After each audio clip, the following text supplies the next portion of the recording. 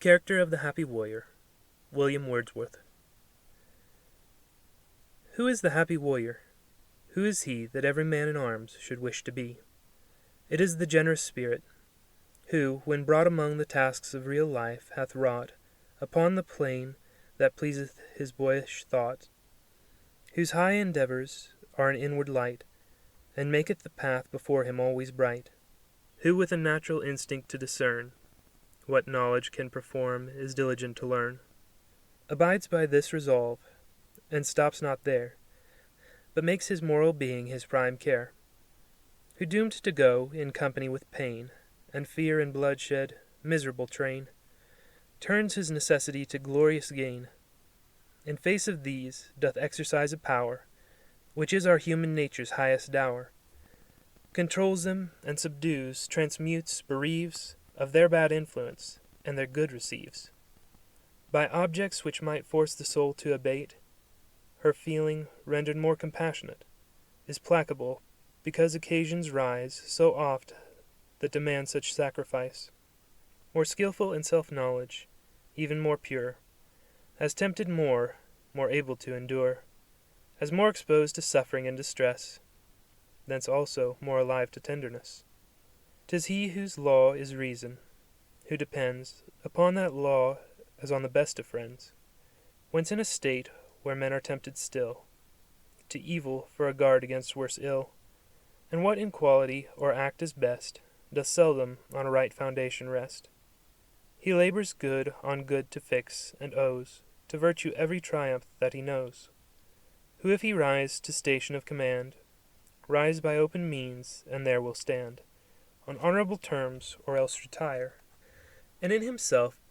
possess his own desire, who comprehends his trust, and to the same keeps faithful with a singleness of aim, and therefore does not stoop nor lie in wait for wealth or honours or for worldly state,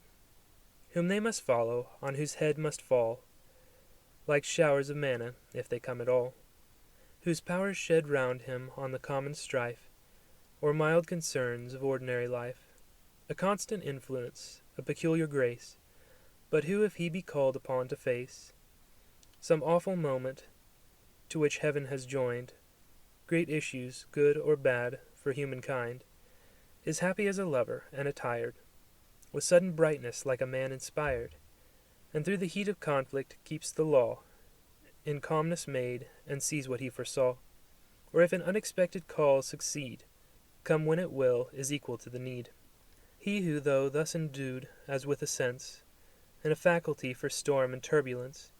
is yet a soul whose master bias leans to home-felt pleasures and to gentle scenes, sweet images, which, wheresoe'er he be, are at his heart, and such fidelity, it is his darling passion to approve, more brave for this, that he hath much to love. 'Tis finally the man who lifted high, conspicuous object in a nation's eye, or left unthought of in obscurity, who with a toward or untoward lot, prosperous or adverse, to his wish or not, plays in the many games of life that one, where what he most doth value must be won, whom neither shape nor danger can dismay, nor thought of tender happiness betray, who not content that former worth stand fast, looks forward, persevering to the last, from well to better, daily self-surpassed, who, whether praise of him must walk the earth forever, and to noble deeds give birth, or he must fall to sleep without his fame, and leave a dead unprofitable name, finds comfort in himself and in his cause, and while the mortal mist is gathering, draws his breath in confidence of heaven's applause.